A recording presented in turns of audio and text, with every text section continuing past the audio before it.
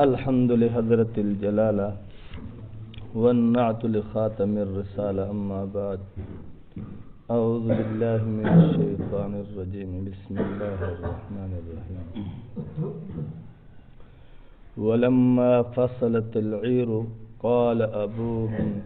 انی لأجد ریح یوسف لولا ان تفندون الى آخر او کما قال۔ دس چل رہا ہے سورۃ یوسف کا، اور پچھلے درس میں جو آخری بات تھی کہ جناب یوسف علیہ السلام نے قمیض دی اپنے بھائیوں کو کہ یہ لے جاؤ اور ابا جان کے چہرے پر ملو، ان کی بینائی واپس لوٹ آئے گی۔ مفسرین کا خیال ہے کہ یہ جو قمیض تھی یہ وہ قمیض تھی جو جناب ابراہیم علیہ السلام کو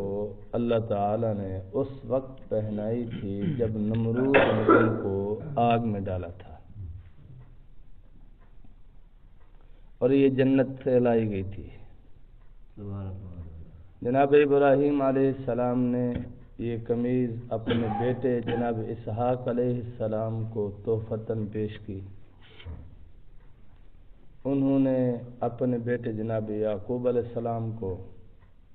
اور جناب یعقوب علیہ السلام نے ابھی یوسف علیہ السلام بچے تھے تو بطور تبرک ان کو رکھتے تھے کہ دیتے تھے کہ ان کی حفاظت ہو جائے، کیونکہ بھائی ان سے حسد کرتے تھے اور آپ کو بھی ویسے ان کی حفاظت کی جو ہے فکر دامن گیر رہتی تھی، اس لیے انہوں نے وہ قمیض ان کو دے دی۔ اور اسی طرح خاندانی پگ حضرت یعقوب علیہ السلام کی بہن کے پاس تھی۔ شروع میں ابتدا میں انہوں نے جناب یوسف علیہ السلام کو پالا، اپنے پاس رکھا، لیکن جب جناب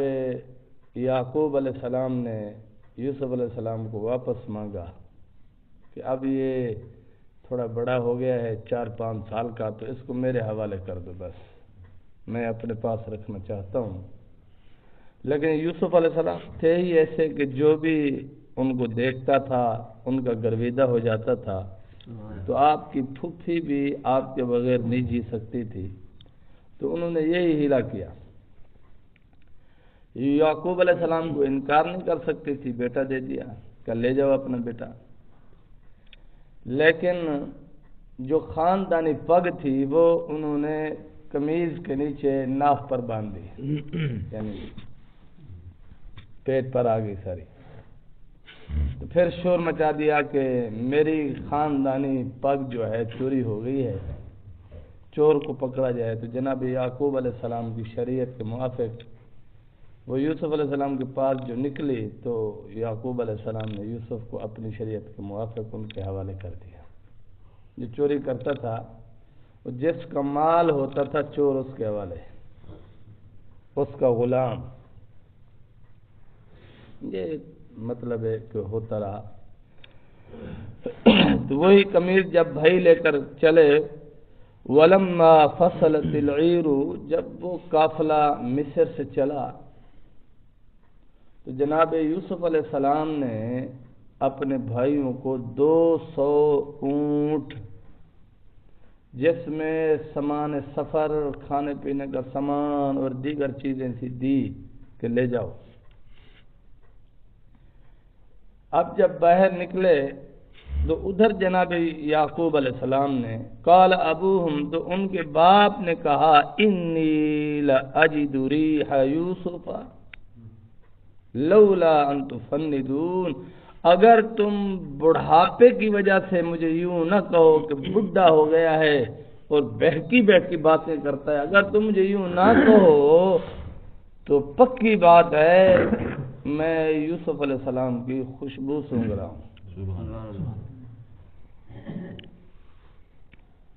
تو بہرحال اس دوران جو یوسف علیہ السلام کا بڑا بھائی تھا جس کا نام یہودا تھا، اکثر مفسرین نے ان کے متعلق لکھا ہے، کچھ نے دوسروں کے متعلق بھی لکھا ہے، اس نے کہا یہ قمیص ابا کے پاس لے جانے کا حقدار نہیں۔ کیوں؟ جب تم نے جناب یوسف علیہ السلام کو کنویں میں ڈالا تھا اس وقت آپ نے میری ذمہ داری لگائی تھی کہ تو بڑا ہے، قمیض تو لے جا، تو اس وقت قمیض میں لے کر ابا کی خدمت میں حاضر ہوا، ابا کو رنج ہوا، تکلیف ہوئی، اور 40 سال اسی اذیت سے ہو گئے گزرتے گزرتے۔ آج خوشی کا سبب بھی میں بننا چاہتا ہوں کہ آج میں ہی قمیض لے کر پہنچنا چاہتا ہوں کہ جب قمیض لے کر اپنے ابا کے پاس پہنچوں گا وہ اپنی آنکھوں کو لگائیں گے، ان کی بینائی واپس لوٹ آئے گی، ان کو خوشی ہوگی، تو اس خوشی کا سبب بھی میں بننا چاہتا ہوں آج۔ تو بہرحال یہودا نے اس کو لیا۔ قالوا تاللہ انک لفی ضلالک القدیم، تو جو لوگ جناب یعقوب علیہ السلام کی مجلس میں موجود تھے انہوں نے کہا اللہ کی قسم بے شک آپ تو پرانی غلط فہمی میں ابھی تک مبتلا ہیں کہ آپ سوچ رہے ہیں یوسف سے ملاقات ہو جائے گی، اتنا لمبا عرصہ، اتنا وقت بیت گیا۔ مفسرین نے مختلف اقوال لکھے ہیں کہ جناب یوسف علیہ السلام کو کہتے جب کنویں میں ڈالا گیا، ایک روایت ہے 7 سال، بعض کہتے نہیں 17 سال کے تھے، لیکن زیادہ جو راجح قول ہے وہ 7 سال عمر تھی۔ تو 83 سال کی عمر میں بعض مفسرین کہتے یہ ملاقات ہو رہی تھی۔ 7 سال نکالو تو 75 سال، کوئی کہتے 60 سال، کوئی کہتے 63 سال، کوئی کہتے 44 سال، کوئی کہتے 20 سال، لیکن زیادہ تر یہاں بھی قول 40 سال کا ہے۔ تو 40 سال ہو گئے آپ کا بیٹا آپ سے جدا ہوا، آپ کی آنکھوں سے اوجھل ہوا، آپ کی روتے روتے بینائی چلی گئی، اور اب آپ کہہ رہے ہیں مجھے یوسف کی خوشبو آ رہی ہے۔ اور یہ خالصتاً فضل الہی ہے، ورنہ اپنے ہی گاؤں میں قریب ہی کسی گاؤں میں جو کنواں تھا اس میں جناب یوسف علیہ السلام 3 دن بھائیوں نے جب ڈالا وہاں رہے تو یعقوب علیہ السلام کو خوشبو نہیں آئی۔ یہ فیصلہ اللہ کا ہے کہ اللہ اس وقت نہیں چاہتے تھے، اللہ کی مشیت اور ارادے میں یہ نہیں تھا اس وقت، اور جب تھا تو 250 میل فاصلے پر تھے، ابھی 250 میل فاصلے پر تھے ابھی، اور یہاں ان کو خوشبو آ رہی ہے۔ 1 میل کے اندر خوشبو نہیں آئی، لیکن 250 میل کے فاصلے پر خوشبو آ رہی ہے، اور لوگوں کو کہتے ہیں تم مجھے اگر بہکا ہوا بڈھا نہ کہو نا، تم یوں نہ کہو کہ یعقوب بہکی بہکی باتیں کرتا ہے، تو پھر میں کہہ رہا ہوں مجھے یوسف کی خوشبو آ رہی ہے۔ تو بہرحال جب لوگوں نے اپنی بات کر لی تو فلما انجا البشیر، بس جب وہ پہنچا خوشخبری دینے والا، پورا قافلہ تھا لیکن بھائی آگے تھا یہودا، تو القاہ علی وجہہ فرتد بصیرا، تو اس نے وہ قمیض اپنے باپ کی چہرے مبارک پر لگائی، آنکھوں کو بسلا تو ان کی بینائی فرتد بصیرا فوراً واپس لوٹ آئی۔ قال الم اقل لکم، اب جناب یعقوب علیہ السلام نے اپنے ارد گرد والوں کو کہا میں نہیں کہتا تھا آپ کو کہ میں یوسف کی خوشبو پاتا ہوں، دیکھو آگے نہیں آگے، انی اعلم من اللہ ما لا تعلمون، بے شک اللہ کی طرف سے جو میں جانتا ہوں وہ آپ نہیں جانتے۔ نبی جس بھی کسی بات کا دعویٰ کرتا ہے وہ اپنی طرف سے نہیں کرتا، اللہ کی طرف سے کرتا ہے۔ ان هو الا وحی یوحی، رسول اللہ صلی اللہ علیہ وسلم کے متعلق اللہ فرما رہے کہ وہ اپنی خواہشات پر نہیں بولتا، اللہ کی جو وحی ہوتی ہے اس پر بولتا ہے۔ وما ينطق عن الهوى، وہ خواہش پر نہیں بولتا، جو اس کو وحی کی جاتی ہے وہی بولتا ہے۔ تو معلوم ہوا نبی اللہ کی مرضی کے بغیر ایک لفظ بھی نہیں بولتا، تو پھر یہ نبی کا بولنا وحی ہو گیا۔ اللہ کی مرضی مشیت و ارادہ ہو گیا تو جس طرح قرآن کی ایک ایک آیت ایک ایک لفظ کو ماننا مسلمان ہونے کے لیے ضروری ہے، جناب رسول اللہ صلی اللہ علیہ وسلم کے مبارک فرامین پر ایمان لانا، ان کو تسلیم کرنا، ان کو ماننا بھی ایمان کا حصہ ہے۔ اگر کوئی اپنے نفس کو خوش کرنے کے لیے یا اپنی ضد اور عناد کو بابر کرانے کے لیے حدیث کا انکار کرتا ہے، دائرہ اسلام سے خارج ہے۔ جس طرح قرآن کی آیت کا منکر دائرہ اسلام سے خارج ہے، رسول اللہ صلی اللہ علیہ وسلم کے فرمان کا منکر بھی کافر ہے، دائرہ اسلام سے خارج ہے، کوئی اس کا تعلق نہیں ہے دین اسلام سے۔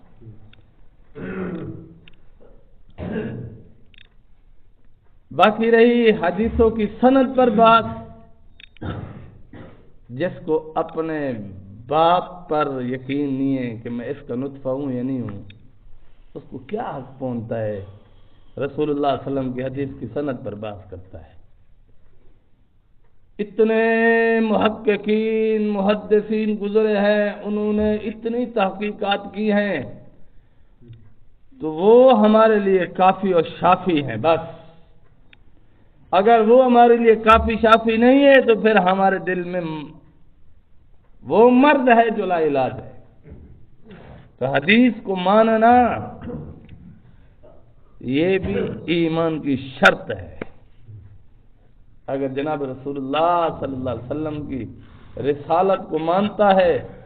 اور فرمان کو نہیں مانتا، رسول اللہ صلی اللہ علیہ وسلم کی نبوت کو مانتا ہے، رسول اللہ صلی اللہ علیہ وسلم اتھارٹی ہے کہ اللہ نے جناب رسول اللہ صلی اللہ علیہ وسلم کو اتھارٹی بنایا ہے کہ قرآن کریم کی کسی بھی آیت کی تفسیر لینی ہو حضور کا فرمان لیں گے۔ یہ ذہن بناؤ، کوئی آپ کے سامنے بیٹھ کر کہہ دیتا ہے یہ حدیث قرآن کے خلاف ہے تو اس کو ذرا دھچڑ لگاؤ زبردست قسم کا کہ اس کی ہڑا بھی ٹوٹ کے ایک طرف جا گرے۔ آپ کے عشق کا بھی امتحان ہے۔ آپ بتاؤ، جس ذات اقدس پر قرآن کریم نازل ہوا، اللہ نے اس پیغمبر کو بھیجنے کے لیے، اس کی تشریف آوری اور اس کی خوشخبری سنانے کے لیے 1,24,000 نبی بھیجے۔ یوں سمجھو تمہید باندھی کہ میرے پیغمبر کا جا کر تعارف کرواؤ، میرے رسول کا جا کر تعارف کرواؤ، میرے محب اور محبوب کا جا کر لوگوں کو تعارف کرواؤ۔ تو ہر نبی نے رسول اللہ صلی اللہ علیہ وسلم کا تعارف کروایا اپنے اپنے دور میں، اور اپنے ماننے والوں سے عہد لیا کہ اگر رسول اللہ صلی اللہ علیہ وسلم اب آگے تو بحیثیت باوجود میں نبی ہونے کے بھی میں بحیثیت امتی اس نبی کی پیروی کروں گا۔ ہر نبی نے اعلان کیا۔ اتنا اعلیٰ عرفہ بلند و بالا نبی، جس کے لیے خود اللہ نے قرآن میں سورۃ النجم میں فرما دیا کہ وما ينطق عن الہوا، وہ اپنی خواہش سے نہیں بولتا۔ اب بتاؤ یہ انصاف ہوگا اگر کوئی بندہ یہ کہے کہ جی حدیث الیاذ باللہ حدیث قرآن کے خلاف ہے؟ ایسا بولنے والا آپ کے نزدیک کیا حیثیت رکھتا ہے؟ اگر آپ کے دل میں ایسے بندے کا احترام ہے پھر یہ دلیل ہے کہ رسول اللہ سے آپ کو محبت نہیں ہے۔ رسول اللہ صلی اللہ علیہ وسلم کا احترام آپ کے دل میں نہیں ہے، اور نہیں ہے تو پھر آپ کا ایمان بھی نہیں، پھر آپ کی نمازیں، آپ کے ذکر اذکار، آپ کے تلاوت کرنا، باقی دینیات پر عمل کرنے کے دعویٰ کرنا، یہ سب غلط ہے۔ آپ کو نہیں علم کہ منافقین رسول اللہ صلی اللہ علیہ وسلم کے پیچھے کھڑے ہو کر نماز پڑھتے تھے؟ ابو بکر صدیق رضی اللہ عنہ کے ساتھ منافق کھڑا ہوتا تھا، پھر عمر کھڑے ہوتے ساتھ منافق کھڑا ہوتا تھا۔ کیا قرآن نے ان کو جنت کی بشارت دے دی ہے؟ ان کو جہنمی کہا ہے؟ یہاں تک کہ رسول اللہ صلی اللہ علیہ وسلم نے اپنے جانثار صحابی کی آرزو پوری کی، اور اس کے باپ کا جنازہ پڑھانے چلے گئے عبداللہ بن ابی کا، تو اللہ نے فرمایا آپ کا جنازہ قبول نہیں ہے۔ سورۃ توبہ اٹھا کر دیکھیے، آپ ان کے لیے 70 بار استغفار کرو، قبول نہیں ہے۔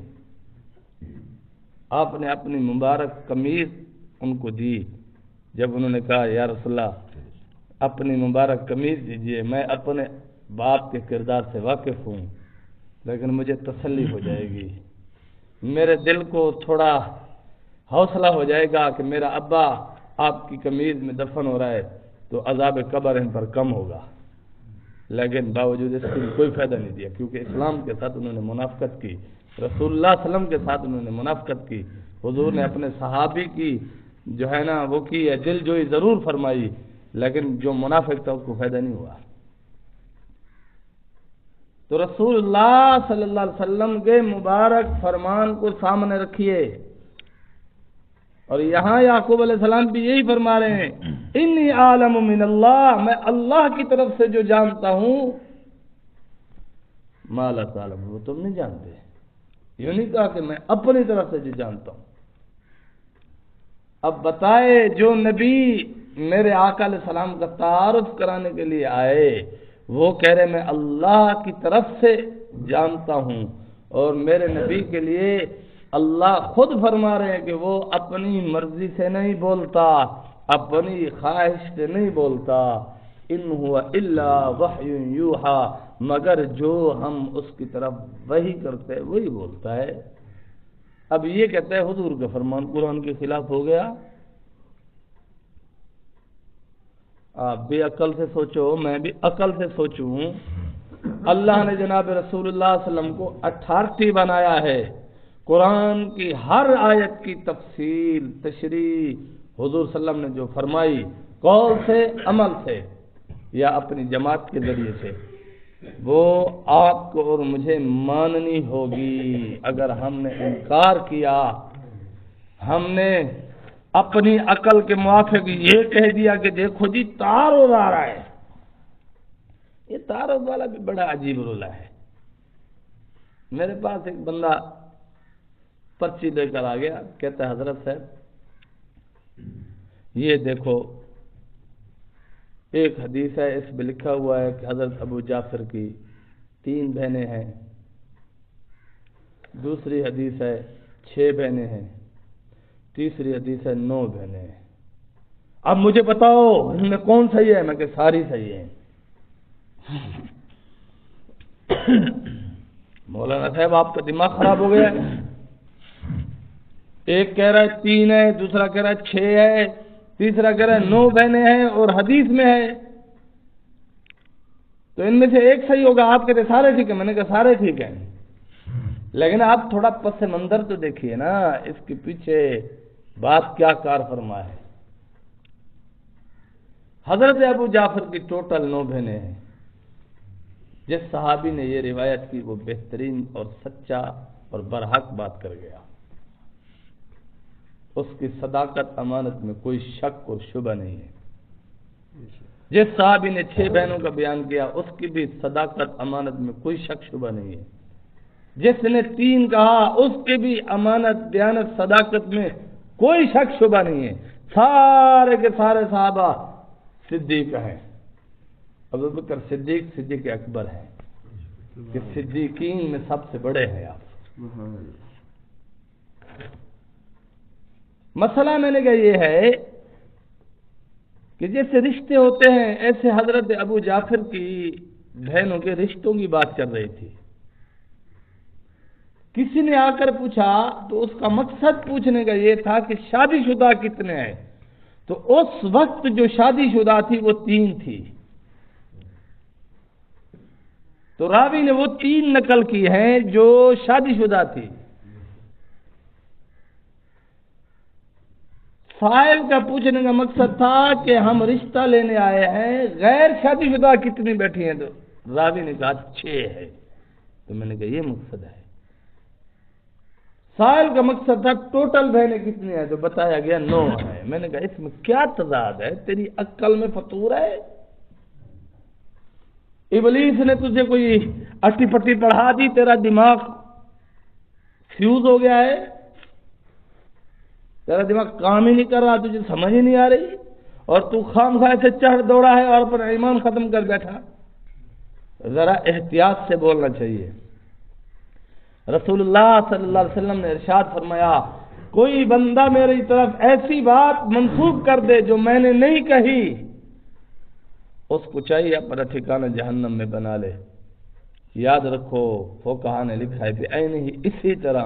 جو رسول اللہ صلی اللہ علیہ وسلم کے مبارک فرمان کا انکار کرتا ہے، رسول اللہ صلی اللہ علیہ وسلم کے مبارک فرمان پر اعتراض کرتا ہے، اس کو بھی چاہیے اپنا ٹھکانہ جہنم بنا لے۔ اس کا بھی ایمان سے کوئی تعلق نہیں، اسلام سے کوئی تعلق نہیں، وہ دین سے خارج ہے، ختم ہے۔ تو بہرحال فرمایا قالوا یا ابانا استغفر لنا ذنوبنا۔ اب اس سے پہلے اللہ اکبر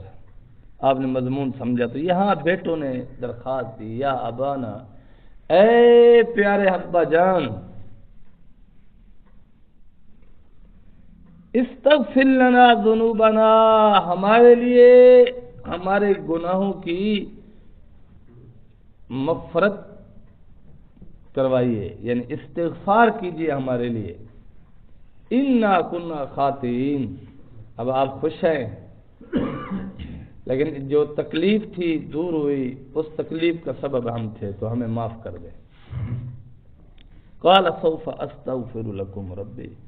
جناب یعقوب علیہ السلام نے کہا ان قریب میں تمہارے لیے استغفار کروں گا، ربی، اپنے رب سے۔ معلوم ہوا کسی بزرگ سے، کسی اللہ والے سے، اپنے شیخ سے، اپنے والدین سے یوں درخواست کرنا کہ ہمارے لیے دعا استغفار کر دو، یہ جائز ہے۔ لیکن کچھ کم عقلوں نے یہ کہہ دیا کہ کسی اور کو کہنا کہ میرے لیے دعا استغفار کر دے، یہ شرک ہے، کیونکہ اس نے وسیلہ بنا لیا۔ یہاں نبی غلط کر رہے ہیں۔ نبیوں کی اولاد نے اگر غلط کیا ہوتا تو جناب یعقوب علیہ السلام ایسے جواب دیتے؟ وہ فوراً فرماتے آپ نے غلط کیا، نہیں، ان کا سوال صحیح تھا، تبھی آپ نے فرمایا سوف استغفر لکم ربی، ان قریب میں تمہارے لیے استغفار کروں گا۔ تو اس میں مفسرین کے مختلف اقوال ہیں۔ پہلی بات یہ ہے کہ کچھ مفسرین کا خیال ہے گویا کہ جناب یعقوب علیہ السلام نے فرمایا کہ میں ابھی جائزہ لوں گا آپ کا، کہ آپ صدق کے دل سے معافی مانگ رہے ہو یا۔ کچھ مفسرین نے کہا، کچھ مفسرین نے لکھا کہ جناب یعقوب علیہ السلام کا یہ کہنا کہ ان قریب آپ کے لیے میں اپنے رب سے استغفار کروں گا، اس کا مطلب ہے کہ تہجد کی نماز رات کے آخری پہر میں آپ کے لیے استغفار کروں گا۔ بخاری شریف کی حدیث ہے، اللہ تعالیٰ اپنی خاص تجلی پہلے آسمان پر ڈالتے ہیں اور اللہ کی طرف سے ندا دینے والا ندا دیتا ہے، کوئی ہے مجھ سے معافی مانگنے والا، میں رب سے معاف کرنے کے لیے تیار بیٹھا ہوں۔ لیکن ہم خواب و غفلت میں سو رہے تھے، ہمیں کوئی پتہ نہیں ہوتا۔ میں نے کئی بار کہا یہ تہجد کی نماز نماز عشق ہے۔ جو اللہ کا سچا عاشق ہے، اللہ کا سچا حبدار ہے، اللہ کا سچا ولی ہے، اس کو محبت مجبور کرتی ہے کہ میرا رب پہلے آسمان پر اپنی خاص تجلی کے ساتھ تجلی فرما چکے ہیں، اور اللہ کی طرف سے منادی لوگوں کو آوازیں دے رہے ہیں کہ آؤ، جس نے بخشش کروانی ہو میں اس کی بخشش کر دوں، جس کی کوئی حاجت ہو میں اس کی حاجت پوری کر دوں، جس کا کوئی سوال ہو آپ پورا کر دیں۔ سویرے آدھے حضرت ہے اسادے بھی کم اڑے پھر اور کم اڑے پہ اٹھی اللہ دا بدا رات دے آخری پہار اذانے کو گھنٹہ کھن پہلے موبائل ہن پہ ٹائم لا تے سو پے پانی جھلن کے تے رات 3 بجے تے کو کچھ نہیں تھی نا، فل پالا ہوندے سردیے اے پانی جھلن دا ویندا پہ ول تے کو نہ نانگ دا ڈر ہے نہ وٹھ میں دا ڈر ہے، ماشاءاللہ چنن دے جڑے بنن اے ہاتھ سے نا 4 انچ دے بندن کل میرا ہی میں دل کی تھی میں 100 روپے وچ میں دکان دو 4-5 دفعہ میں جھوڑے کھا دیں ڈٹھا تک نہیں خیر اللہ سے حفاظت کی تھی تے بار میں آخر میں کہ اللہ سے ہاں ساڑھے پیو ڈارے یہ جی تنگ دل کے نا جو ایک بجے رستے خراب کر دیتے ہیں بلائی تو چوکھی کنک تھی پوسی جیڑی کھا گن تو وہ بھوکے تیرے میرے ماں پیو ڈارے نہیں مرے بننے وڈے ہن بننے چھوٹے کرتے رج سے تو میں بھی کہنا میں تیرے میرے ڈاڈے پر ڈاڈے وہ بننے وڈے ہن نا وہ بھوکے کا نہیں مر گئے تے بننے چھوٹے کرن نال کے کنک ودوے تھی رج تے تو ہی کہنا مرسے تو ہی میں مرسے والا اگر تیرے خیال ہے تیرے پیو ڈاڈے غلطی کر گئے نا تو وال تو بھی غلطی تے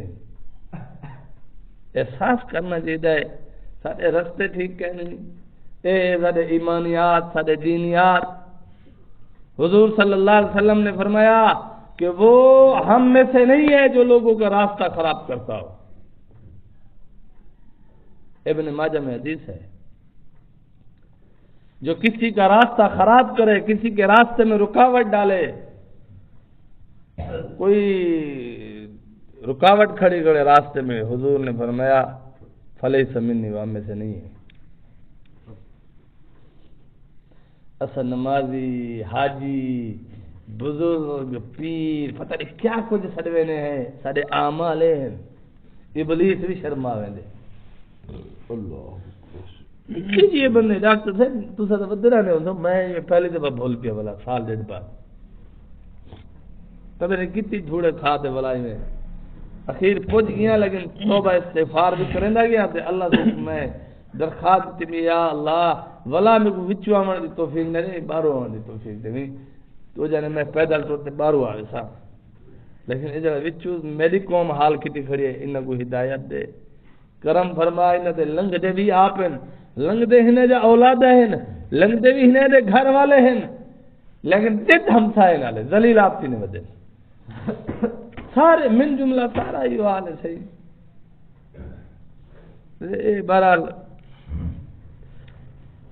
بہرحال فرمایا جناب یعقوب علیہ السلام بعض مفسرین کا خیال ہے کہ اپنی اولاد کے لیے 20 سال دعا استغفار کرتے رہے بعض کا خیال ہے 10 سال دعا استغفار کرتے رہے اور 4 اقوال ہو گئے میں نے آپ کے سامنے ذکر کر دیے انہ هو الغفور الرحیم